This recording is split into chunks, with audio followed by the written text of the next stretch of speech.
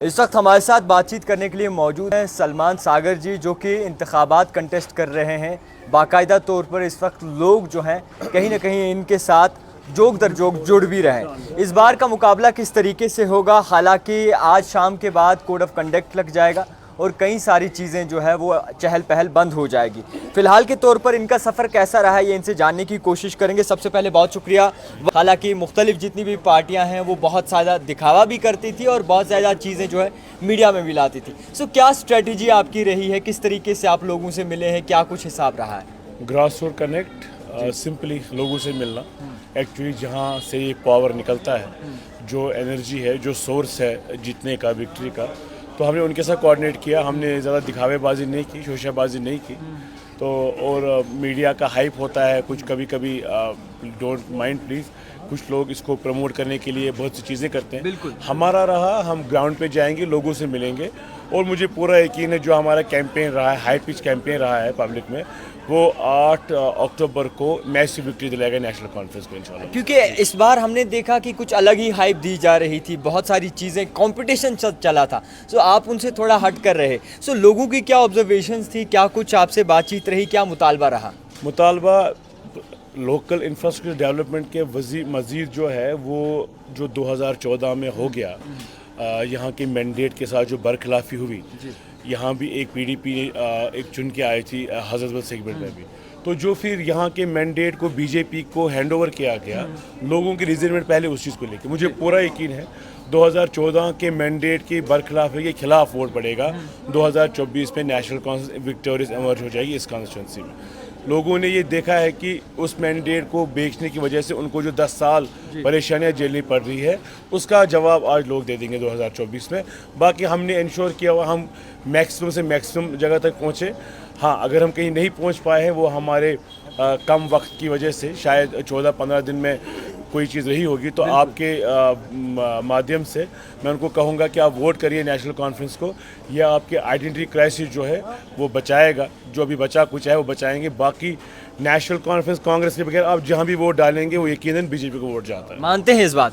100% जो भी national conference Congress के बगैर वोट डालेगा, इंडिपेंडेंट हो या कोई रीजनल पार्टी हो, वो वोट बीजेपी को जाता है, डायरेक्टली बीजेपी के खाते में, जैसे 2014 में गया था। अच्छा, डिलिमिटेशन प्रोसेस हुआ था, कैसे देखेंगे कि उससे क्या कुछ बदला है, क्या फ़ायदा आया है, नुकसान आया है, किस तरीके से लोग इस वक्त सोचते हैं? देखिए, ये डिलिमिटेशन जो किया गया, एब्रोगेशन किया गया 5 अगस्त को, उसके बाद डिलिमिटेशन किया गया, ये सारा कश्मीरी वॉइस को डिवाइड करने के लिए किया गया। लेकिन अल्हम्दुलिल्लाह जो मैंने देखा है, जो आप देखेंगे 8 अक्टूबर को, इस सारे प्रोसेस में जो मोदी जी ने शुरुआत की थी कि वो डिवाइड करेंगे मुस्लिम वोट को, लेकिन मुस्लिम वोट यूनाइट हो गया अल्हम्दुलिल्लाह। और 8 अगस्त को यूनानिमसली मुस्लिम वोट एक साइड हो जाएगा।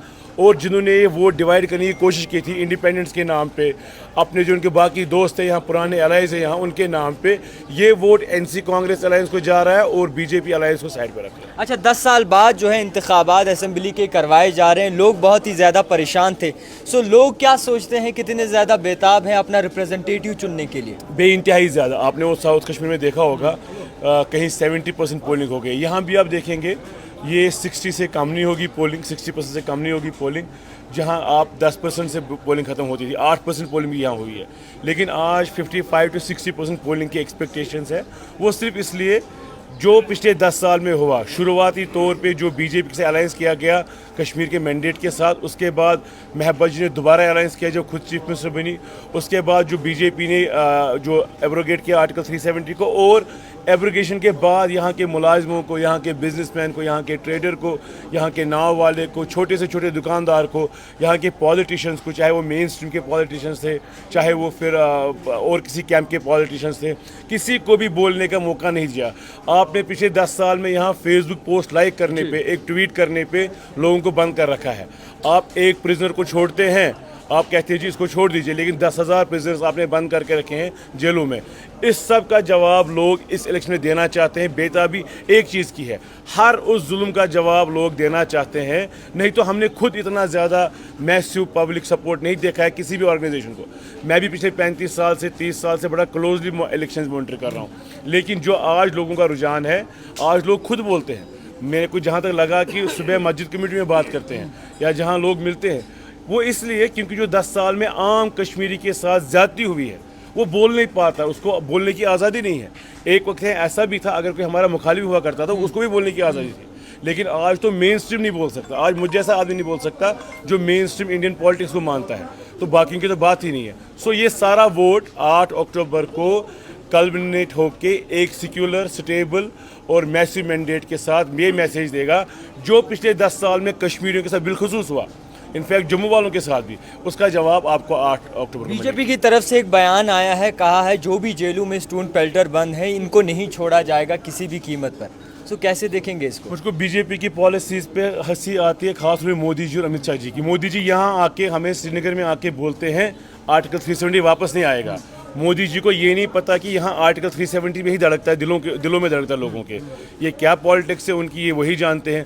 अमित शाह जी जम्मू में कहते हैं जी इस सरकार का फैसला जम्मू करेगी क्योंकि वो 20-25 सीटें लेंगे, वहाँ से उनका मानना है, जबकि मेरा मानना है वहाँ कांग्रेस जीतेगी। और हुकूमत बनाने का फैसला कश्मीरी वोट करेगा, मुस्लिम वोट करेगा, ना कि जम्मू का वोट करेगा, क्योंकि ज़्यादा नंबर ऑफ सीट्स कश्मीर में है। और जो यहाँ फ्रेगमेंट करने की कोशिश की जा रही है वोट को, ए पार्टी, बी पार्टी, सी पार्टी, लोगों ने माइंड बनाया हुआ कि वो इस बार एक पार्टी को वाइस देंगे, मैंडेट देंगे जो उनकी वाइस बनेगी। और मुझे पूरा यकीन है वो वाइस, वो मैंडेट नेशनल कॉन्फ्रेंस। आखिरी सवाल है, इमोशनल कार्ड खेला जा रहा है, लोगों को इमोशनल करके जो है अपनी ओर रुझान किया जा रहा है। सो कैसे देखेंगे इस बार की सियासत सबसे अलग थी? नहीं, हम इमोशनल कार्ड नहीं खेल रहे हैं। नहीं, आपका नहीं बोल रहे, कई सारी चीजें देखिए, ऐसी उनका इमोशनल और रिलीजियस कार्ड खेलना हमेशा होता है। इन्होंने ही बाबरी मस्जिद गिराई है, इन्होंने ही पूरे मुल्क में मुसलमानों के साथ बुरा हाल किया हुआ है। ये हलाल और हराम की डिबेट करते हैं, ये मुसलमानों की दुकानों पे ऊपर से पर्दा रखते हैं जब यात्रा जाती है, ये यात्रा और बाकी चीज़ें करते हैं। हमारा ऐसा कुछ नहीं है, हम सिर्फ ये कहते हैं ये जम्मू कश्मीर जो है मुस्लिम मेजॉरिटी स्टेट है, इसका मुस्लिम मेजॉरिटी स्टेट कैरेक्टर बराबर रहना चाहिए। हम मुल्क के साथ है, मैं हिंदुस्तानी हूँ, जो इलेक्शन में वोट आता है वो हिंदुस्तानी है, मगर विद द कंडीशन कि ये मुस्लिम मेजॉरिटी स्टेट है, आप इसकी डेमोग्राफिक कैरेक्टर चेंज मत कर लीजिए। एक मुसलमान चीफ मिनिस्टर से बर्दाश्त नहीं होता है, इसके लिए आप जम्मू से मैंडेट लाते हैं जो जम्मू का सीएम बनना चाहिए। क्यों? ये मुस्लिम मेजॉरिटी स्टेट है, यहाँ मुस्लिम चीफ मिनिस्टर बनना चाहिए, सीधी सी बात है। इसलिए लोगों ने माइंड बनाया हुआ है कि इंशाल्लाह मुस्लिम इस बार नेशनल हल होगा। हाल ही हाल। खैर, आपको बता दूं कि हमारे साथ सलमान सागर जी मौजूद थे। फिलहाल के तौर पर देखिए